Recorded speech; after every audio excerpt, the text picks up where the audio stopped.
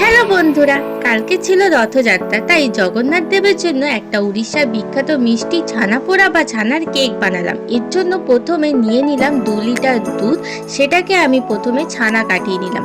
তারপর ছানাটা থেকে ভালো করে জল বের করে এর মধ্যে দিয়ে দিলাম সুজি, পরিমাণ মতো চিনি দিয়ে বেশ ভালো করে মাখিয়ে নিলাম। তারপর বেশ কিছুক্ষণ চাপা দিয়ে রেখে দিলাম। এরপর একটা বাটিতে ভালো করে ঘি মাখিয়ে নিলাম। এরপর ছানাটার মধ্যে দিয়ে দিলাম এলাচ গুঁড়ো, বেকিং পাউডার, কাজু কিশমিশ দিয়ে ভালো করে আবার মাখিয়ে নিলাম।